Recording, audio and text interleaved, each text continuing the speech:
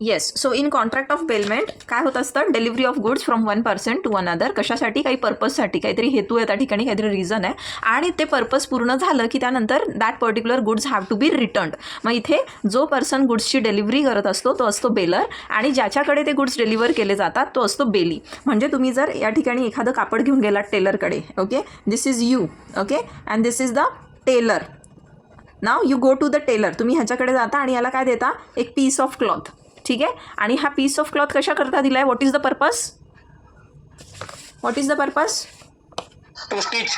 The purpose is to stitch it into a suit. हां, मग आता हा टेलर काय करतो, टेलर त्याच्यातनं एक सूट जो आहे, एक ड्रेस जो आहे फॉर एक्झाम्पल, तो असा इथे तयार करतो. Okay, he stitches out a dress out of that piece of cloth. आणि हा ड्रेस या ठिकाणी शिवून झाला की what he does, he returns you. मग इथे तुम्ही आहात बेलर आणि हा टेलर आहे बेली.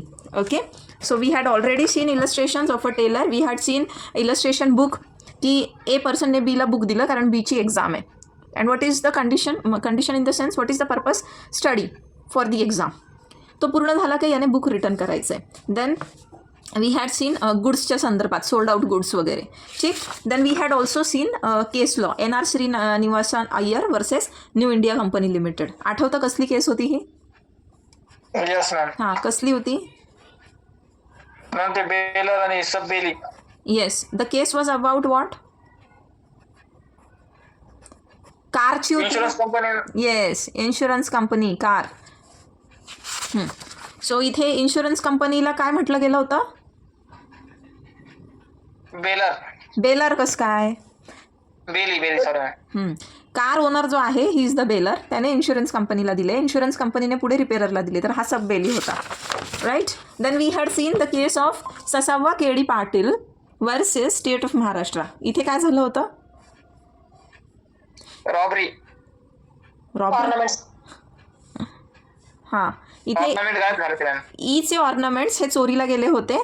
ते चोरीचा माल पोलिसांना सापडला. वाईल द ऑर्नामेंट्स वर in the custody of police, ते तिथनं पुन्हा गायब झाले. मग कोर्टाने काय म्हटलं की state is liable for the compensation. स्टेटला इथे कंपन्सेशन द्यायला लावलं. ठीक आहे. So in today's lecture we are going to understand की what are the duties of bailor and Bailey.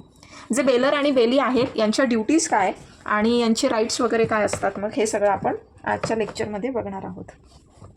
Okay, so let's see duties of bailor. जो bailor आहे, bailor म्हणजे कोण, जो त्या ठिकाणी गुड्स डिलिव्हर करतोय, the person who is delivering the goods. ठीक आहे. आता इथे सगळ्यात पहिली duty, what is the first and foremost duty, to disclose what, to disclose the known faults. म्हणजे त्याच्यामध्ये जर काही फॉल्ट्स असतील त्या गुड्समध्ये, ठीक आहे, whatever you are delivering, ते तुम्हाला त्या ठिकाणी समोरच्या व्यक्तीला म्हणजे बेलीला सांगायचे असतात. Okay, so whatever faults are there, त्या गुड्समध्ये जे काही फॉल्ट असेल तर what bailor has to do, bailor has to disclose it to whom, to the bailee. Now for example, why, because जर त्याने डिस्क्लोज नाही केलं की त्या वस्तूमध्ये काही फॉल्ट आहे आणि त्या फॉल्टमुळे जर बेलीला नुकसान झालं, मग ते नुकसान कोण भरणार, who is liable for that losses, damages, bailor, है ना. तर इथे एक्झाम्पल बघूयात आपण की फॉर एक्झाम्पल ए पर्सन जो आहे, ड्युटीज ज्या आहे बेलरच्या, दॅट वी आर सेइंग की त्या गुड्समध्ये जो काही फॉल्ट असेल तो त्या ठिकाणी डिस्क्लोज करायचा आहे. म्हणजे सपोज ए पर्सनचे काही गुड्स आहे आणि ए पर्सनला माहिती आहे की आपल्या ह्या गुड्समध्ये काही खराबी आहे, काही फॉल्ट आहे, आणि ए पर्सन जर ते गुड्स बी पर्सनला देतोय तर त्याने ते सांगणं त्याचं काम आहे की ही मस्ट टेल दॅट की काय फॉल्ट आहे नेमका त्याच्यामध्ये. Okay, so for example now a person आहे, ए पर्सन काय करतो, ए पर्सन जो आहे त्याचा हॉर्स, ओके, हॉर्स जो आहे तो कोणाला देतोय, बी पर्सनला. ओके, आता हा हॉर्स कसा आहे, हा जो हॉर्स आहे हा हॉर्स आहे विशियस. ओके, विशियस समजतो ना, vicious, do you understand what is vicious? त्याच्याकडे विश मागितली जाते ना. नाही रे, नाही. हे बघा आपण ते म्हणतो ना, एक असं बघ जसं पिसाळलेलं कुत्रं असतं, है ना, की फार रानटी, तसा घोडा विशियस म्हणजे काय की जो फार रानटी आहे, म्हणजे जो माणसाळलेला नाही आहे. ओके, तो कधीही कोणाला लात मारू शकतो वगैरे अशा पद्धतीचा, who is not safe to handle, basically खूप आक्रमक असा आहे. ओके, सो आता एचा हा हॉर्स आहे, एने काय केलं, A has lent his horse to B. आता एला माहिती आहे की आपला घोडा कसा आहे, हा आहे vicious. Okay, he is of vicious kind. मग एची ड्युटी काय आहे, एने बीला सांगायला पाहिजे की नाही. Yes ma'am. आता ए काय करतो, ए डझंट डिस्क्लोज. ए डिस्क्लोज नाही करत. ठीक आहे, ए नाही डिस्क्लोज करत की जो हॉर्स मी तुझ्याकडे दिला आहे इट इज विशियस. आता होतं काय, हा जो हॉर्स आहे हा याला काय करतो, लाथ मारतो. ओके, त्याला तो किक करतो. The horse runs away. Okay, the horse runs away आणि याच्या अंगावर धावून येतो आणि बी इज थ्रोन अवे. त्याच्यामुळे त्याला काय होतं, काही इंजुरीज होतात. There are certain injuries cause to this B person.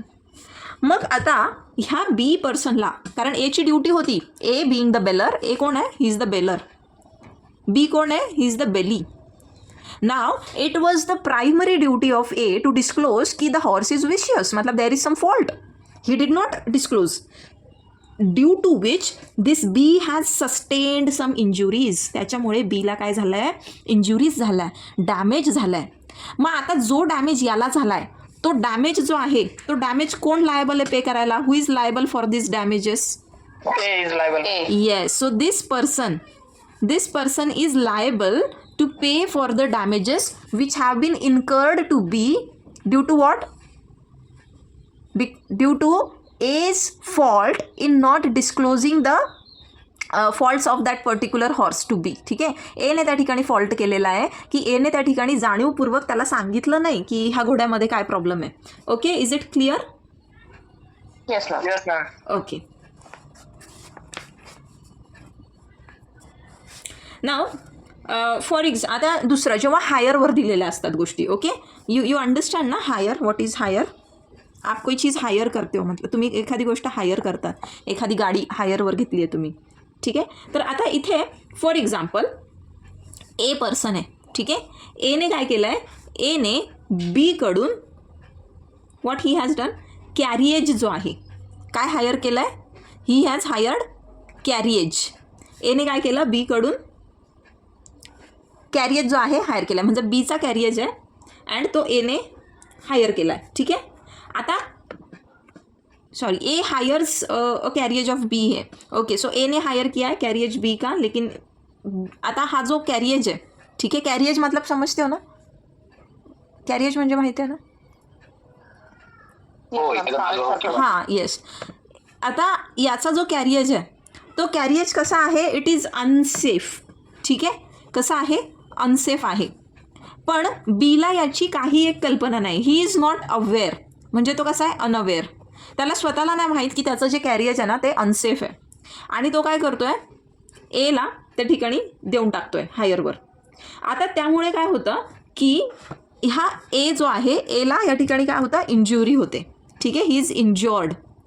आता जरी याला माहीत नव्हतं की आपला जो कॅरियज आहे हा अनसेफ आहे, म्हणजे याच्याने अशी काही दुर्घटना होऊ शकते, याला माहीत नव्हतं, तरीसुद्धा आता याची रिस्पॉन्सिबिलिटी आहे. कधी, जेव्हा हायरवर त्या ठिकाणी गुड्स दिलेले असतात. Okay, when goods are been hired, ठीक आहे, they are bailed for hire. हायरवर जेव्हा एखादी वस्तू घेतली जाते तेव्हा जबाबदारी, इथे कसं होतं की याला माहीत होतं याच्या घोड्यामध्ये काय फॉल्ट आहे आणि तरी तो सांगत नाही. ठीक आहे, म्हणून त्या ठिकाणी जे पण लायबिलिटी आहे ती बेलरवर येते. पण ह्या केसमध्ये याला तर माहीत पण नव्हतं की त्याचा कॅरियज अनसेफ आहे, बट तरीसुद्धा he is liable for the injuries which are been sustained due to his carriage. येतं लक्षात. मॅम एक्झाम्पल मध्ये बी येईल ना बेलर, बेलर कॅरेज देतोय म्हणजे बेलर येईल ना, बेलर बी असेल ना. हां, बेलर इज बी आणि हा yes, see he is the bailor, त्याचं कॅरियज दिलं आहे त्याने हायरवर, कोणाला, एला. सो ए कोण आहे, A is the bailee. Now let's see second point. It says of to bear extraordinary expenses. आता एक्स्ट्राऑर्डिनरी एक्सपेन्सेस काय आहेत, एक्स्ट्राऑर्डिनरी एक्सपेन्सेस कसले, ऑफ बेलमेंट.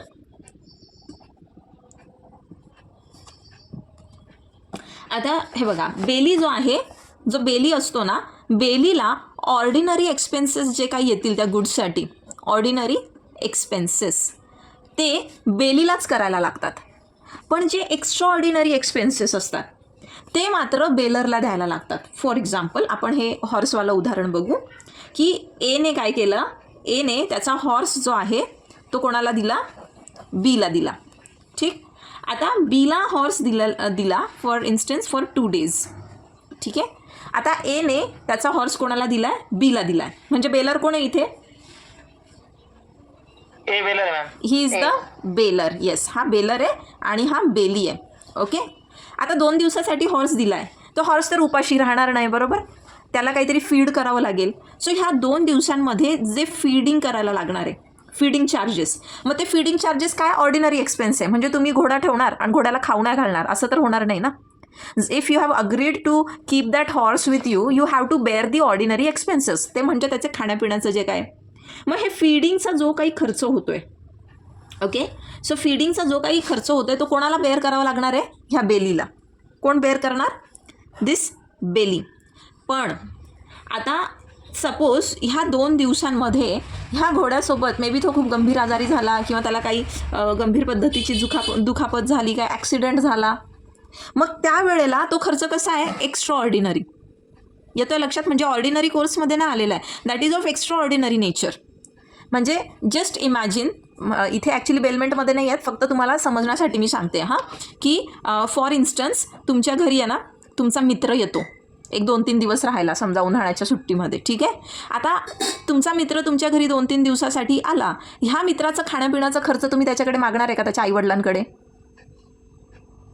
नक्कीच नाही.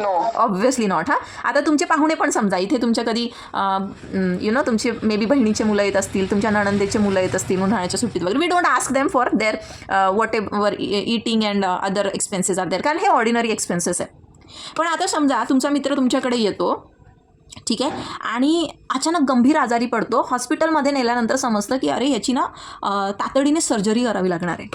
मग आता याची जेव्हा सर्जरी सांगतात ह्या मुलाची, आता तुमच्या फ्रेंडच्या सर्जरीचा खर्च तुम्ही उचलणार का, तुमचे घरचे?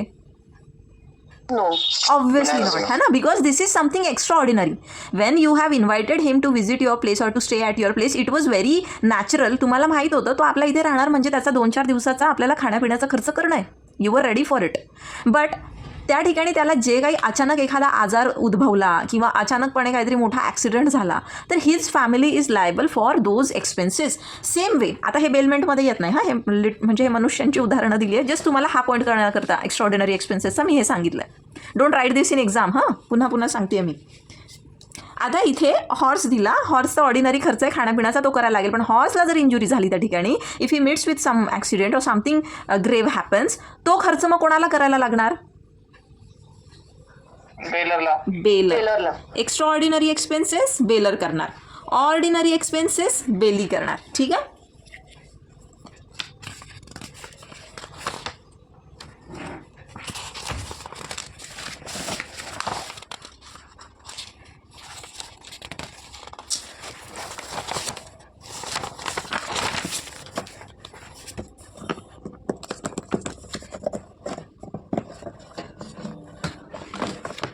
अरे आपण बेलमेंटचे प्रकार नाही बघितले का? No ma'am. नाही बघितले का? अच्छा ठीक आहे. आता याच्यामध्ये ना ग्रॅच्युटियस आहे ॲक्च्युली, नॉट ग्रॅच्युटियस बेलमेंट. आता ग्रॅच्युटियस बेलमेंट म्हणजे काय की तुम्ही समोरच्याकडनं काही एक्सपेक्ट नाही करत आहे, तुम्हाला काही भेटणार नाही आहे. Okay, you are bailing your goods, तुमच्या गुड्सची तुम्ही बेलमेंट करताय, पण त्याच्यात बदल्यात तुम्हाला काही भेटणार नाही. See there are 3 kinds we can say की म्हणजे सपोज हा बेलर आहे आणि याने काही गुड्स जे आहे याच्याकडे डिलिव्हर केले. ठीक आहे. आता सपोज इथे this is you and this is tailor. आता ह्या काइंडच्या बेलमेंटमध्ये दोघांना पण त्या ठिकाणी म्युच्युअल बेनिफिट आहे, बरोबर. इथे म्युच्युअल बेनिफिट आहे की नाही? येस मॅम आहे. कसं आहे म्युच्युअल बेनिफिट की तुम्हाला जे आहे काय मिळत आहे, तुम्हाला कपडे शिवून मिळत आहेत, राईट. आणि टेलरला त्या बदल्यात काय मिळतं आहे, त्याला त्याची शिलाई, म्हणजेच त्याला त्याचे पैसे, त्याला त्याचा मेहनताना त्याला पैशांच्या स्वरूपात काय मिळतं आहे, त्याला मोबदला भेटतो आहे. So basically there is a consideration on both the sides, है ना, म्युच्युअली बेनिफिट होत आहे. This is one kind. Okay, now there is another kind की वेअर बेलमेंट जे आहे it is exclusively for the benefit of the bailor. हा जो bailor आहे फक्त याचाच या ठिकाणी फायदा होत असतो. कसा की हा जो बेलर आहे याने काय म्हटलं की माझी कार जी आहे, मी चाललो आहे काही दिवस गावी आणि माझी कार जी आहे तुझ्या पार्किंगमध्ये सेफ राहील. ठीक आहे. आता ह्याची कार पार्क ह्याने केली ह्याच्या पार्किंगमध्ये, याला काही बेनिफिट आहे का? No ma'am. काहीच नाही आहे. उलट अधिकची जबाबदारी येते की त्याच्या गाडीची काळजी घ्यायची आहे. सो इथे एक्सक्लुझिव्हली कोण बेनिफिट होत आहे? बेलर. बेलर. बेलर. हां. Now there is another kind की वेअर बेलरला काहीच मिळत नाही आहे. ठीक आहे. He gets nothing. कोणाला भेटत असता? जो बेली आहे ना, तो bailee is been benefited. For example book. ठीक आहे. बुकचं एक्झाम्पल आपण बघितलं होतं जे. सो बुकच्या केसमध्ये काय आहे, आता तुम्ही जर तुमच्या एखाद्या मित्राला बुक देता एखादं, तुम्हाला काय बेनिफिट आहे का तिथे? No ma'am. नो. काही बेनिफिट नाही आहे, है ना. So this fellow is gonna get the benefit. मग आता ह्या काइंडची जी बेलमेंट आहे ना, that we also call as की म्हणजे इथे एक्सक्लुझिव्ह बेनिफिट कोणाचा आहे? Bailee. Bailee is benefited. Okay. तुम्हाला त्याच्यामधून काहीच मिळत नसतं. तुम्ही फक्त त्या ठिकाणी ग्रॅच्युटसली करत असतात आणि ह्या प्रकारच्या बेलमेंटला आपण म्हणतो ग्रॅच्युटस बेलमेंट. ग्रॅच्युटस बेलमेंट. ओके. याच्यामध्ये यू गेट नथिंग, म्हणजे जो बेलर आहे बेलरला त्या ठिकाणी काहीच मिळत नाही, फक्त जो बेली आहे ही इज बीन बेनिफिटेड. मग आता काय म्हटलं आहे की जेव्हा ग्रॅच्युटस बेलमेंट आहे, ओके, आणि ग्रॅच्युटस बेलमेंटमध्ये जेव्हा गुड्स त्या ठिकाणी बेलीकडे त्या ठिकाणी ठेवलेलं आहे त्याच्या कस्टडीमध्ये, तर अशा वेळेला ते गुड्स ठेवण्यासाठी जे पण नेसेसरी एक्सपेन्सेस आले होते कुठे? ग्रॅच्युटस बेलमेंटमध्ये. जे कुठले एक्सपेन्सेस, नेसेसरी एक्सपेन्सेस, ते कोणाला पे करायला लागणार आहे? म्हणजे हे दोन्ही ॲक्च्युली ग्रॅच्युटसमध्येच आपण म्हणू शकतो की जेव्हा एकच म्हणजे पार्टी जी आहे ती बेनिफिट होते, फक्त एकाच पार्टीला बेनिफिट होतो आहे. तो ग्रॅच्युटस बेलमेंटमध्ये जे नेसेसरी एक्सपेन्सेस असतात ना, ते कोणाला बेअर करायला लागतात? तर जो कोणी पर्सन त्या ठिकाणी बेनिफिट त्याला मिळतो आहे. ठीक आहे. Whoever is being benefited. Are you getting it? Yes ma'am. Yes ma'am. आता for example what it is been given in SP, that only we are looking at those examples only. की A काय करतो? ए त्याची car जी आहे ना ती बीकडे देतो. किती? 2 महिन्यांसाठी, फॉर 2 months. ठीक आहे. आता ह्या कारसाठी रात्रीचे हे कार चोरी नाही जावी किंवा काय, त्या ठिकाणी कोणतरी पाळत ठेवायला हवं, म्हणून बीला त्या ठिकाणी एक वॉचमन ठेवायला लागतो. आता हा वॉचमनचा जो कुठला खर्च येणार आहे तो कोण बेअर करणार? बी. ए. कारण बीला काही मिळत नाही ना त्या बेलमेंटमधून. Now next duty. आपण ड्युटीज बघतोय. So we have seen two duties actually. One is to disclose known faults and the other is to bear extra ordinary expenses of bailment. Now next is to indemnify bailee for loss in case of premature termination. आता third काय आहे? इंडेमनिफाय करणं. इंडेमनिफाय कोणाला करणं? इंडेमनिफाय बेलीला करणं. कशासाठी? त्याला काही लॉस आला तर. हा लॉस कधी? प्रीमॅच्युअर टर्मिनेशन असेल तर. Premature termination. प्रीमॅच्युअर टर्मिनेशन म्हणजे काय? कॉन्ट्रॅक्ट पूर्ण होण्याआधीच. Yes. आता प्रीमॅच्युअर टर्मिनेशन कुठलं आहे?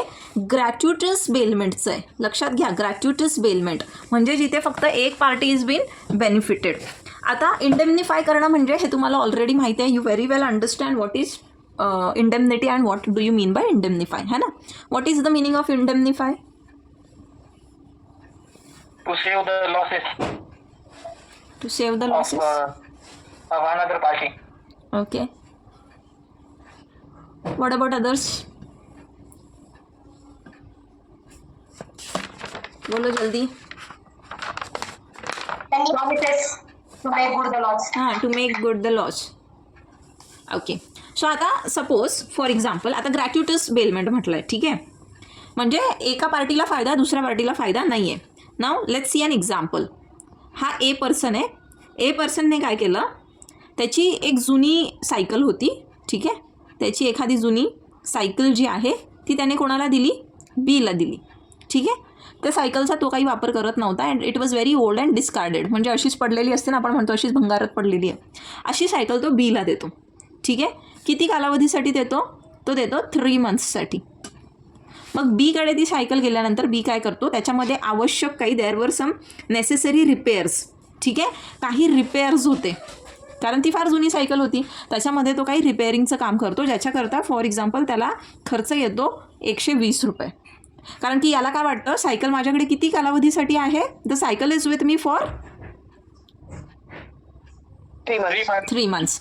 म्हणून तो म्हणतो ठीक आहे, चलो I make the necessary repairs so that I can use it. आता हे डोक्यात ठेवून तो खर्च करतो. आता ए काय करतो, see the contract is actually for how many months? 3 months. Okay, now what does A does? A जो आहे 1 महिन्यातच आफ्टर 1 मंथ तो काय करतो, कॉन्ट्रॅक्ट जो आहे तो टर्मिनेट करतो. म्हणजे काय होतं आहे, प्री मच्युअर टर्मिनेशन. येतं लक्षात? Yes ma'am. हां, सो प्री मच्युअर टर्मिनेशन करतो आहे. आता याने जो खर्च केला तो 3 महिन्याच्या हिशोबाने केला की if the cycle is with me for 3 months and if I spend 120 on it, तो it is worth, I can make out that money. May be त्याला सायकलवरती काही डिलिव्हरी करायची असेल कुठल्या सामानाची, किंवा चहा वगैरेवाला, किंवा न्यूजपेपर पोचवायचा असेल, आणि त्याला असं वाटतं की 3 महिन्यामध्ये मी एवढा पैसा जो आहे त्या सायकलचा वापर करून मी कमवून घेईन. बट आता याने 1 महिन्यातच कॉन्ट्रॅक्ट टर्मिनेट केला. सो इन सच केसेस आता ही जबाबदारी कोणाची आहे? हा जो बेलर आहे ना, ह्या बेलरची लायबिलिटी आहे. It is his duty to what? To indemnify this bailor, bailee. हा जो बेली आहे ना, ह्या बेलीला काय करायचं आहे, त्याने इंडेमनिफाय करायचं आहे. इंडेमनिफाय करायचं म्हणजे त्याने जे 120 रुपये खर्च केले ह्या सायकलवर, हे 120 रुपये कोणी कोणाला द्यायचे आहेत? बेलरने केले. एक्झॅक्टली. हा जो बेलर आहे, हा बेलर त्या बेलीला 120 रुपये जे आहे ते पे करणार. म्हणजे काय केलं त्याने? इंडेमनिफाय केलं. कारण की मग याला लॉस झाला ना. Are you getting it? हां, आणि असं जर झालं, लोक आपली जुनी वस्तू कोणाला तरी देतील, ते छान चकाचक करतील आणि हे लोक पुन्हा मागून घेतील. So this is not in मतलब इन द पब्लिक इंटरेस्ट, है ना. इथे तर अशा पद्धतीने फ्रॉड होईल, आणि त्यामुळे अशा पद्धतीचा प्रोव्हिजन जे आहे ते आपल्याला बघायला भेटतो अंडर सेक्शन 159. सो इंडेमनिटी झालं. नाव नेक्स्ट इज बेलरच्या ड्युटीज बघतोय आपण हे सगळे. You are not seeing of bailee. To receive back the goods. Up to receive back the goods म्हणजे काय?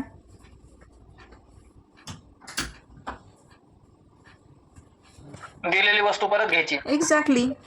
आता ज्या गुड्सची तुम्ही डिलिव्हरी केली आहे, तर मग ही बेलरची, जो कोणी बेलर आहे त्या बेलरची ड्युटी आहे की जे गुड्स तुम्ही डिलिव्हर केले आहे ह्या बेलीला, ते गुड्स त्याच्याकडनं पुन्हा रिटर्न घ्या. ही पण त्याची ड्युटी आहे का? फॉर एक्झाम्पल आता गुड्स जे डिलिव्हर केले, for example there is this horse. ठीक आहे बाबा, तू 2 दिवसांसाठी बोलून ठेवला आणि 2 महिने होत आले. 2 महिन्यापर्यंत हा माणूस कशाला त्या हॉर्सचं सगळं खाणं पिणं करणार आहे? Isn't it? 2 दिवस was okay, but for such a long time when the period has already been expired, you should take back the delivery. आणि जर त्या ठिकाणी डिलिव्हरी नाही घेतली त्याने, आणि ती डिलिव्हरी न घेतल्यामुळे, मतलब ते गुड्स रिसीव्ह बॅक न केल्यामुळे जर बेलीला त्या ठिकाणी एक्सपेन्सेस इन्कर झालेले असतील, देन ते कोण पे करणार दोज एक्सपेन्सेस, दोज कम्पन्सेशन्स?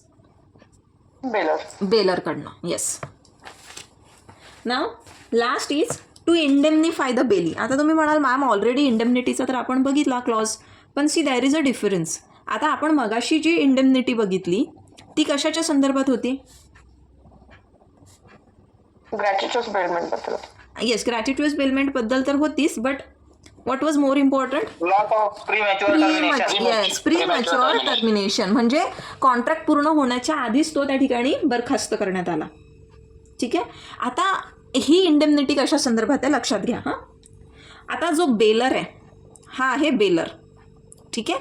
आता ह्या बेलरचं जे टायटल आहे त्या गुड्सला, the title of the bailor to the goods is defective, आणि त्याच्यामुळे बेलीला कॉन्सिक्वेन्स सफर करायला लागले. आता याचा अर्थ काय होतो? Suppose this is the Bailey and this is the bailor. ठीक आहे. फॉर एक्झाम्पल आपण ते घोड्याचंच उदाहरण घेऊ. आता हा काय करतो? हा आहे ना एक हॉर्स जो आहे त्या हॉर्सला याला म्हणतो की बाबा तुझ्याकडे आहे ना, तू 1 वीकसाठी जो आहे माझा हॉर्स ठेव, ठीक आहे. I will come back and then I will take from you.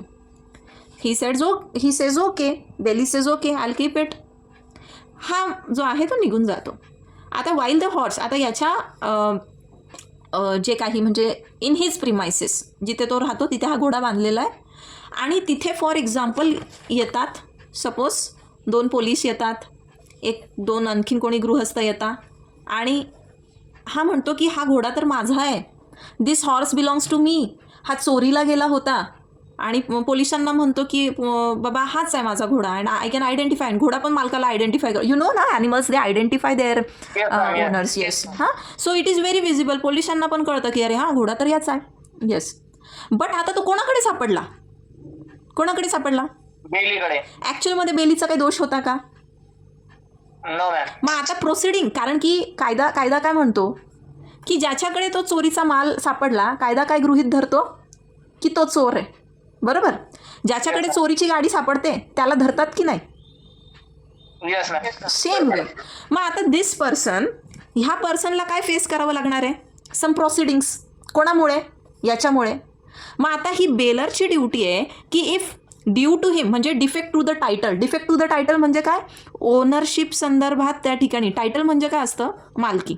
Ownership संदर्भात तिथं काहीतरी ॲम्बिग्विटी आहे, डिस्प्यूट आहे, क्लॅरिटी नाही आहे, ठीक आहे. देर इज डिफेक्ट म्हणजे डिफेक्ट टू द टायटल म्हणजे याचं नव्हतंच मुळात. जे गुड्स त्याने इथे सोडून गेला बेलीकडे, ते मुळात त्याचे नव्हते आणि हे याला माहीत नव्हतं, त्यामुळे याला फेस करावे लागले प्रोसिडिंग्स.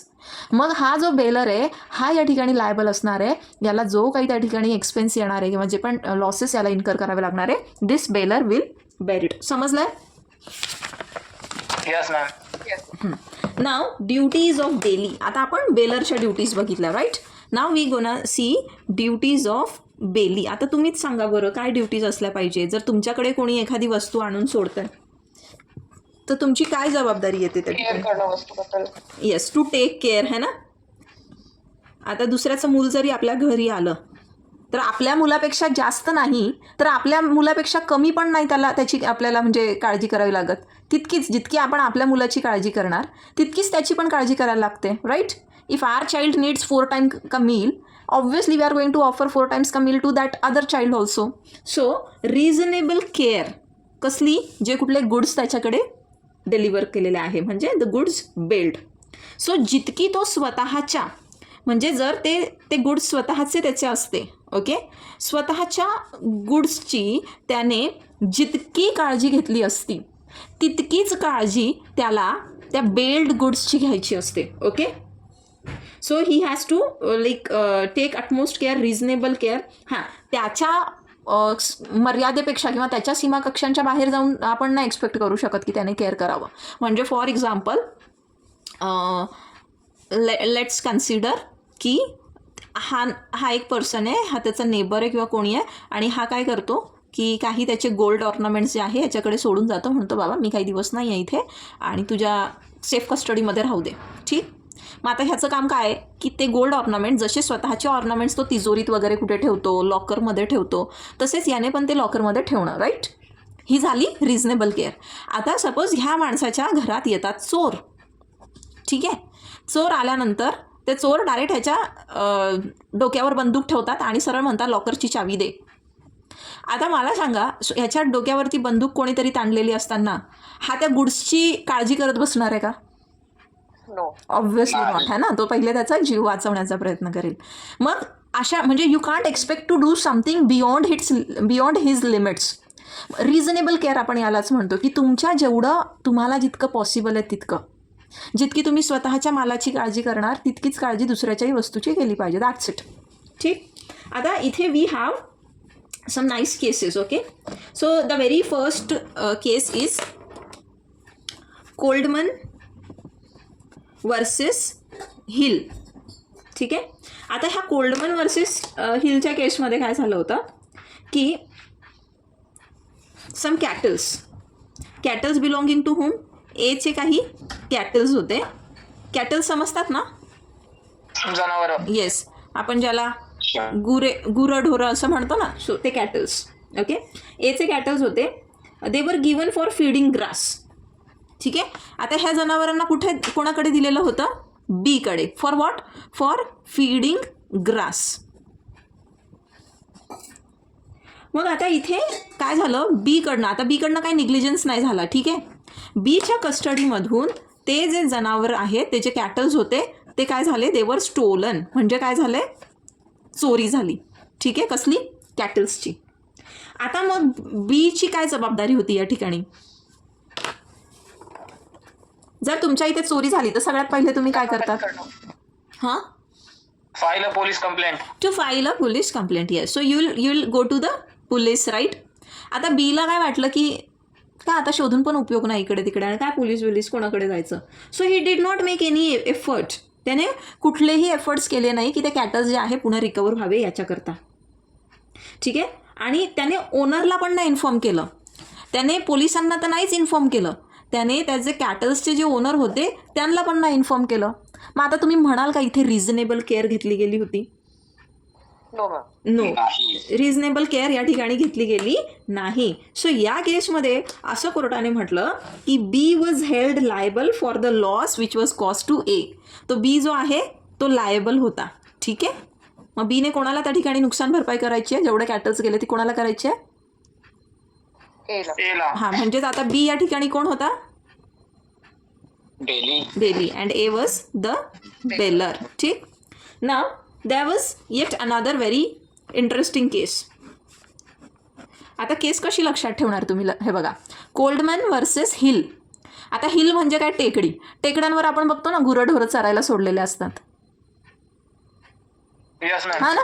नाही, आपल्या तुम्ही जर असं पाथर्डी फाट्याच्या पण जरा पुढे वगैरे गेलं, थोडा टेकड्या विकडा दिसलं की तिथे ना असे सगळे गुरं चरत असतात, शेळ्या, बकऱ्या, गाई वगैरे असं सगळं. आणि कोल्डमॅन, मग हिलवर काय? तुम्हाला थंडी पण वाजते. हिल स्टेशन्स आपण म्हणतो ना, तिथे गारवा असतो. सो कोल्डमॅन वर्सेस हिल केस होती कॅटल्सची. ठीक आहे. यू हॅव टू राईट दिस केस. हां, मी तुम्हाला आधीच सांगितलं बेलमेंटवर तुम्हाला 100% प्रश्न येणार आहे. So remember this case loss, don't forget them. अशी काहीतरी ट्रिक्स बनवा ज्याच्याने तुम्हाला लक्षात राहील. Now there was yet another case of Martin versus London County council.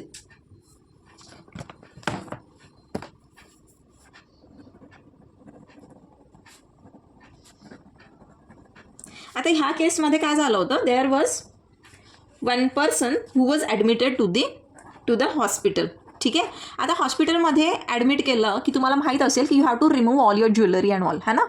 Jewellery असेल, घड्याळ असेल, काही पण कुठलंही मेटॅलिक वस्तू तुमच्या अंगावर असेल तर you have to remove it. Isn't it? This is the basic rule.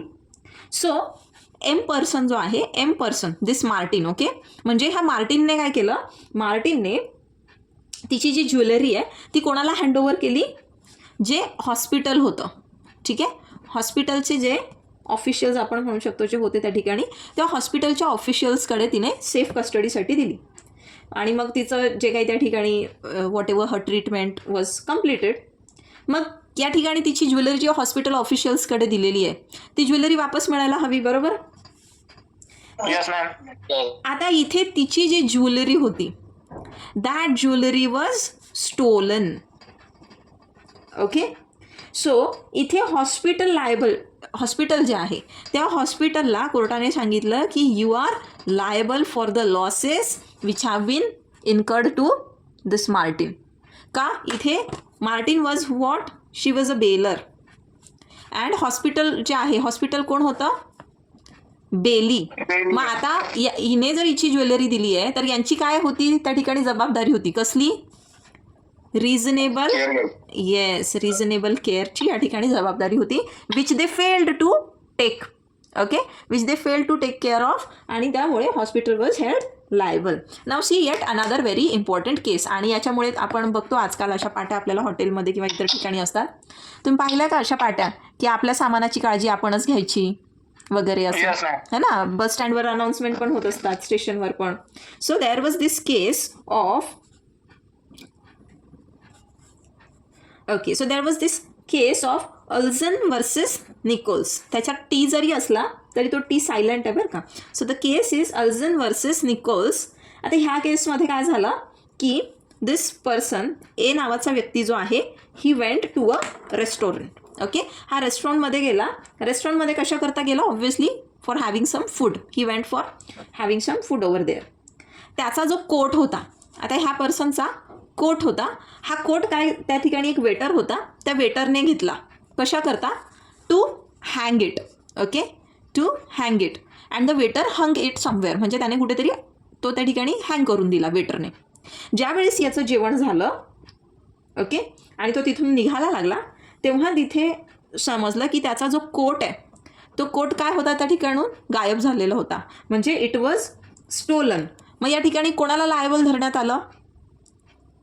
वेटरला. नाही. रेस्टॉरंटला. हां, त्या रेस्टॉरंटचा जो मालक आहे, कारण C waiter is just an employee there, पण ते जे प्रिमायसिस आहे ते कोणाचं आहे? तो वेटर कोणासाठी काम करतोय? तो जो कोणी मालक आहे त्या ठिकाणी रेस्टॉरंटचा त्याच्याकरता. यू रिमेंबर द पुलिसवाला केस? पोलिसांकडनं ते दागिने गायब झाले, मग लायबल कोण झालं? स्टेट, कारण पोलीस कोणासाठी काम करतात? स्टेटसाठी. हां, कुठली केस होती? कुठली केस होती? अरे पाटील वर्सेस हां, स्टेट ऑफ महाराष्ट्र.